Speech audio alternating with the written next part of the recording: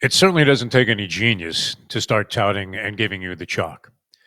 Good morning, everybody. Welcome to another edition of Bury Your Bookie. I'm Jeff DeForest. Normally, we feature Mike Jones on these programs. That may come to pass. He's having all kinds of trouble, like blocked arteries. He's being blocked somehow from signing in on the internet, but that shouldn't hurt him. He's going to be scrambling like Fran Tarkenton, trying to make his way onto the show. That being said, and we're all trying to maybe get involved in a little bit of a premature evaluation when it comes to this NCAA tournament. I've been on a couple of other platforms where the agenda is push the living daylights out of this. Just keep talking about it until you drop dead. And we don't know exactly who's going to be in the field. There's always that chance to watch some of the weenie tournaments and come up with that Fairleigh Dickinson where who was the kind of oddball coach. He really didn't fit the MO, the prototype of what you get in a college basketball coach. No matter how short they are, no matter how disheveled, there still is some kind of an element of distinction to him. Even Raleigh Massimino owned a suit, as is the common phrase right now in question. But this guy, remember from Fairleigh Dickinson, he knocks off Purdue. Impossible, right? They have the monster there, the human lurch. A guy looks like Fred Gwynn, Zach Edey. And he's a dominant player in college basketball, and rightfully so. He's 3 feet taller than everybody else, and he was no slouch. He wasn't one of those klutzes, I guess, when he first came in, very much like this kid, Vlad Golden, with Michigan. First came into the league and literally, or into college basketball, was tripping over his own feet. If he was inside in position on a rebound, ball goes right over his head. If he caught the ball, somebody swatted it right out of his hands. If they threw the ball inside to him for a low post possible move, instead he bricks one off the backboard, comes out to the free throw line, fast break the other way. A clod. And in a couple of years, transformed, much like Golden did under Dusty May at Michigan. Zach Edey, all of a sudden, is this polished player. I mean, he's not Bill Walton, but he should be enough by himself with any number of Lilliputians to go out there and knock off a Fairleigh Dickinson. But that's part of the charm of the whole thing, and that's what you're looking for. And if you were going to provide any real insight into it, never mind our bold prediction that you better watch out for Auburn, who promptly lost right after that, convincing me that there is an element of a curse involved when you start to dabble in degenerate gambling and matters of the occult. So, and as soon as I'm embracing the idea that, well, you know what, maybe that Gator basketball team is overrated. They go out and they knock off a fading Alabama team that everybody had. They wanted to draw into the picture. They're probably going to be, at one point, just a few short weeks ago, they're like a number one seed. And instead, they find themselves fading badly as we come down the stretch. So it might be a premature evaluation to start coming to definitive conclusions about teams. And so we're going to slowly heat up to this thing. But I really do believe a giant key to having any kind of success in a college basketball tournament, especially if you're betting the first couple of rounds, which are the most exciting, in my opinion, by far, because it's so wide open and tough to identify the Cinderella. I mean, are we looking at James J. Braddock here or just another stiff? Not sure. But you can find some things and watch some teams in these tournaments that are taking place right now in the smaller conferences where they have the one automatic bid, and that's going to be it. And you'll find there might have been 2 or 3 teams that could have been on the fringe of being in the tournament to begin with, and then accomplished enough to convince you that they might even be worth a play. Now, if you are betting, and this will be, I mean, just a dynamic companion for you all throughout the NCAA tournament, BetOnline is the world's most trusted betting platform, your number one source for online betting in 2025. Whether you're a seasoned fan or a first-time bettor, BetOnline is your ultimate game day companion with the largest selection of odds on everything from NBA and college basketball to the NHL, UFC, boxing. You can bet it all. BetOnline continues to be your number one sports betting source for every three-pointer, hat trick. BetOnline has you covered. They have the odds, the stats for every game, every play, and every win. BetOnline, the game starts here. Have it handy during the NCAA tournament because you're getting changes of lines and shifting opinions all the way throughout. We did have one good angle going yesterday, and Troy West nailed this one. The Dallas Mavericks in a total state of disarray at this point. I mean, you could not have had any more catastrophic results, perhaps, again, suggesting that there was some kind of curse in place because they traded Luka Doncic. Now, Nico Harrison, the general manager who orchestrated, initiated, and what was just adamant about the idea, you had to get rid of this fat slob Doncic, that the guy was going to eat himself in Oliver Miller type fashion right out of the NBA, and certainly wasn't going to be worth anywhere near a fraction, even though he's a worldwide popular figure. Not quite Jordan-esque, but think about it in European circles, what this guy, his name is worth attached to your roster. If you're the Dallas Mavericks and you're selling merchandise and this, that, and the other thing, and the whole concept of this international game. He was about to cost him about $360 million. So you're watching this guy in the morning on his way to practice at the donut shop, and you're thinking 365 up in smoke. I don't care if it's not my money. I'm not spending it. So he gets to brainstorm to trade Luka Doncic to the Lakers. And the Lakers, who appeared to desperately need everything that Anthony Davis was capable of doing for him, now don't have a guy that can play in the low post, power forward, center, wherever it was that you wanted to use AD. He was their most effective player, with all due respect to LeBron James having a phenomenal season, making you think that Father Time doesn't win in every bout. 40 years old and doing magnificent things. But would you picture, if you were a general manager, that Luka Doncic or Anthony Davis would be a better guy to pair with LeBron James if you wanted to have some kind of symmetry and balance on the team? And I think you're always going to think that, why would you have another guy that's going to dominate the basketball? And I don't know. I mean, is Luka Doncic the greatest defensive player in the world? I don't see him as any Dennis Rodman. Do you? So you would have to think that the Lakers had been badly diminished, even though they had secured their future for having a superstar. Another one of those wild conspiracy theories that appears to have some foundation in truth, that all of these generational type stars end up gravitating their way as if it was a steady parade to the Los Angeles Lakers somehow. Shaq leaves Orlando, a small, minuscule market that's known for a tiny mouse.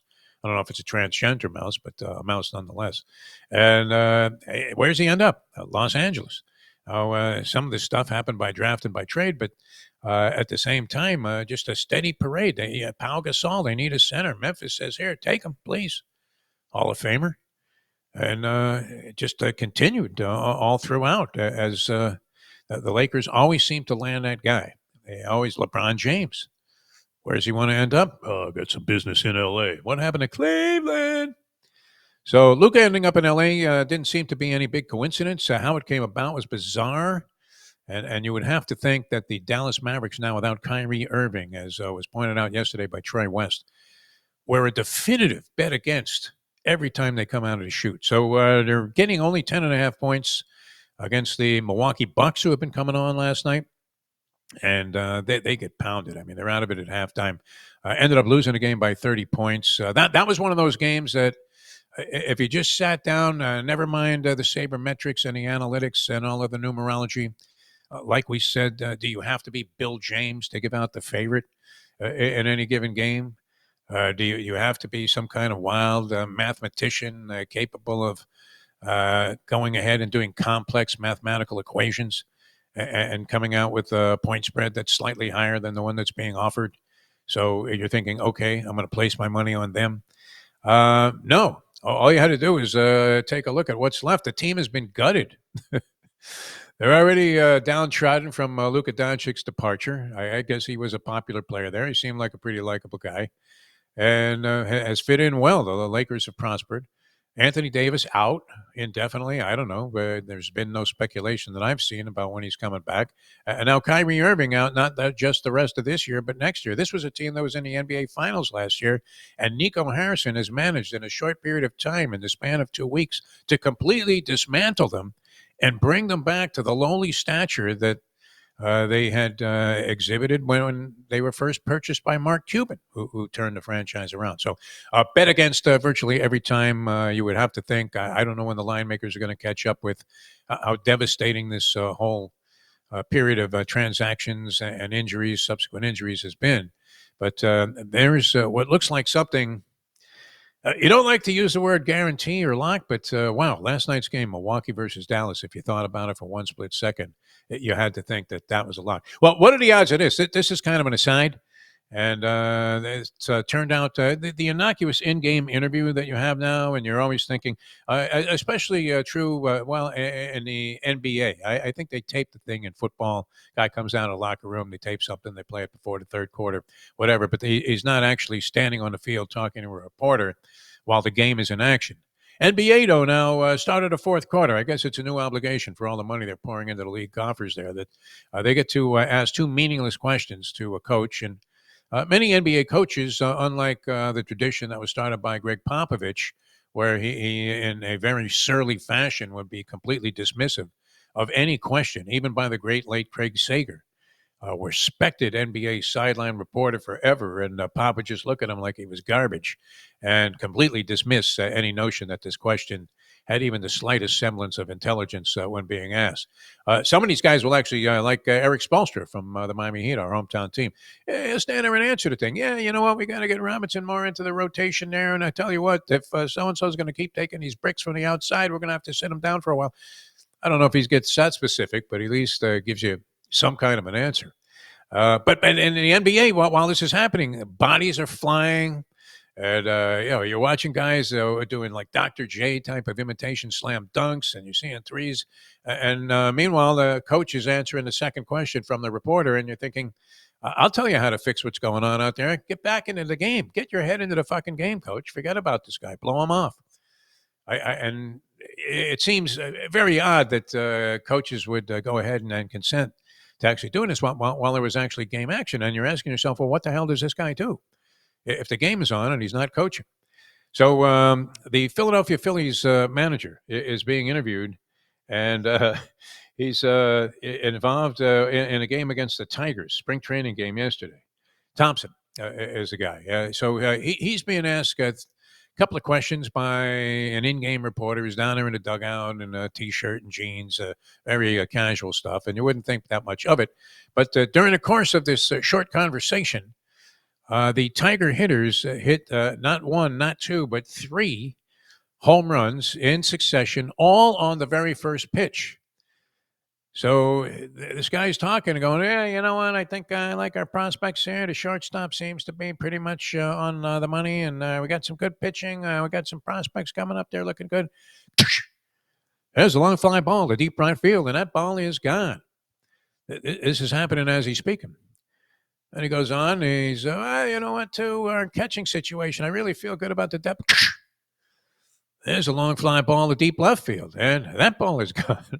3 straight home runs. They smack off Jesus Luzardo, who has the curse of being, and I'm not sure how this is going to play out over time. I would imagine it's very favorable for most teams, where you no longer have the ex-Cub factor, but you have the ex-Marlin factor, a team that is so inept. Actually, did a little research on this morning because there was some speculation about, I don't know how you fans feel about this, speculation about, well, which team needs a new ballpark in Major League Baseball? You're thinking none. Who the hell needs a new ballpark?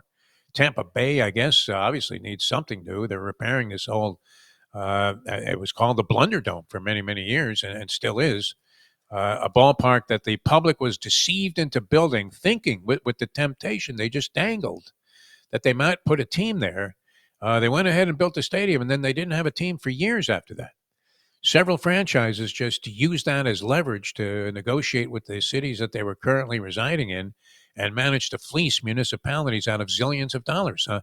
Here, where the Marlins play, and this is, I'm not sure if it's the county or the city of Miami, I believe it might be Dade County, that put up the funding for this stadium. And they are strangled by a debt that is so devastating, so monumental, sinking them into a financial sea of red ink that has them in an inescapable abyss in terms of public funding. And they were duped under the usual thing of, oh, well, you know what, if we get a stadium, we'll have a pretty good team. We'll put a good team out there. And that is the biggest bullshit that you could ever hear in sports.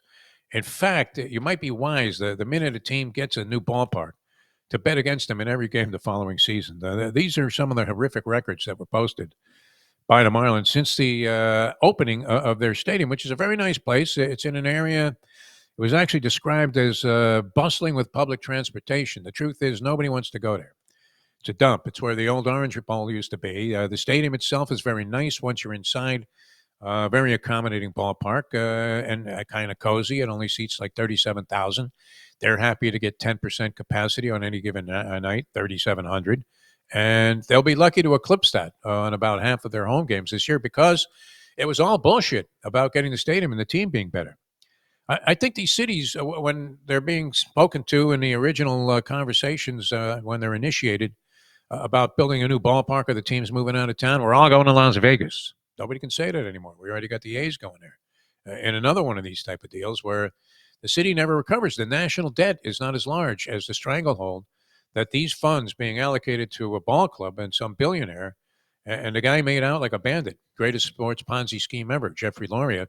And his buddy David Sampson, who's popular now on media, which is odd because he's giving advice to franchises about how to run when he literally ran this thing into the fucking ground.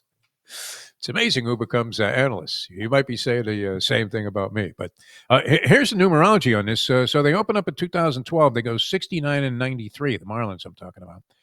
Follow that up with a robust 62 and 100. Then they achieve modest mediocrity the third year there, 77 and 85. They go 71 and 91 the following season. Have an actual representative year after that at 79 and 82. And then 2 years later, they're back to winning 60 and 50 games, 63, 57, and 105. They go to the COVID year, and they make the playoffs with the great Don Mattingly, who they subsequently parted ways with. And then put up a couple of less than 70, under 70 win seasons, 67 and 69. Then they go 54 and 78, 62 and 100. I mean, and that was with the promise. How do they not, these cities, have a council meeting as soon as a ballpark is being even sniffed as the slightest long shot of possibilities? They should grab the owner of the team and sit him down with a panel of Major League Baseball representatives and just say, hey, listen, man, until you can show us that you have a competent guy in the front office here can actually pick some players, you ain't getting a fucking dime. And maybe then that formula would work. But I was just curious because you're thinking, well, what city is going to be suckered next into going ahead and financing a ballpark for a team that is never, not going to do any good, but in embarrassing fashion, just leaves a stench hovering over the stadium. And all of the BS about how they're going to go ahead and upgrade the area, surrounding area with parks and schools and all of this stuff, that's all bullshit too. Because the area usually just go outside of Houston, the Astros ballpark there, and you literally have like 100 people sleeping on the highway there. As it is bordering on a very nice area of Houston, Texas, but the actual stadium itself is unfortunately immersed with the same filth. Not the people, but the same conditions that surrounded the ballpark to begin with. So always a lot of bullshit coming there. But if you bet against teams that got new ballparks, I think if you studied that over time, you would be a very rich man today. All right, we do have a couple of things teeing up today. In fact, it's already underway. But in golf, if you're betting golf, you can bet up until the time your guy tees off. So if you were going to bet Scotty Scheffler and he tees off at 1 o'clock, you can still bet him even though the tournament is already underway. The odds, I don't believe, are adjusted at all. So you do have the Arnie Palmer Shindig, as they call it, at Bay Hill. That's in Orlando, Florida. So there's no bay there and there are no hills. But nonetheless, the Bay Hill Country Club, site of what is one of the in terms of second-tier tournaments, you would have to say it's a very distinguished second tier. I mean, it's not a major, but it's up there. I don't know if it's a Tournament Players Championship, which comes up next week. Always very exciting with the Island Hole. But in betting this tournament, you know that Scheffler, and this is where he cracked through last year and ignited his 9 tournament winning performance last year, which was pretty remarkable if you think about it. But if you would bet him, let's say, did he have 40 entries? You made a little bit of money if you bet Scheffler in every tournament. Think about that. That's monumental because he rarely goes off at odds that are much over 3-1. And I think he's like plus 325 to win this thing. So he's the previous winner, defending champion. Has been just knocking on the door since he came back from this cut hand that he supposedly cut with a wine glass. Where did we hear that before? O.J. Simpson. But it's far more believable that Scheffler did it because Scheffler has zero personality, nothing. He is like watching a zombie out there. Now, great player and comes through, clutch performer. Disposition doesn't waver one bit. You're not going to see him firing a club at some fan in the stands there, a lot like he was caddying for Tiger Woods, that Steve Williams guy. Some Korean lady would take a picture of Tiger, and he'd literally grab the camera and fire it right into the fucking lake. It was amazing. Scheffler, you talk about even keel demeanor. That would be Scotty Scheffler, because there is no personality in there. He's challenged in that category.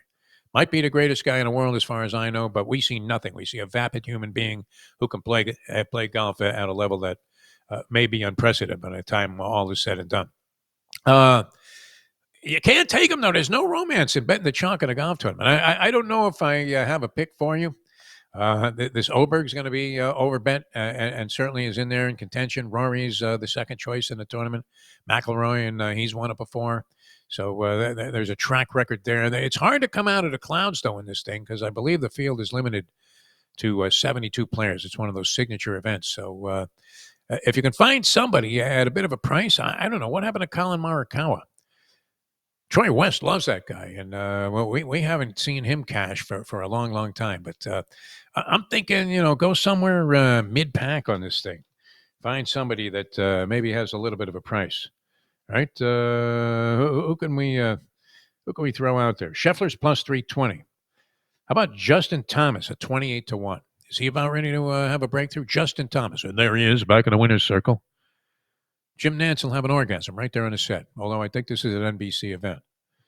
All right, and Morikawa is 22-1 if he does finally straighten things out. So many other guys that you bet on, you're just throwing your money away, right? Tony Finau, Fleetwood Mac there, forget about him. And Ricky Fowler, I don't even know if he's in the field. Is he in the top 72 anymore? El Finito, is he not winning any tournaments? If he does, he's going to break through at a big price. But all right, so we're going to throw out Justin Thomas, win the golf tournament, 28-1. That's our pick today on the show. Sorry we weren't able to bring you Mike Jones, but we'll try and connect with him next week. He was chomping at the bit, had all kinds of theories, and bet against the Dallas Mavericks in every game until they finally cover a spread, or the spread looks so fucking large that it would be too much to overcome. For the people that bet online, Greenlight Ventures, and, of course, nofilter.net. I'm Jeff DeForest. Thanks so much for watching today's edition of Bury Your Bookie.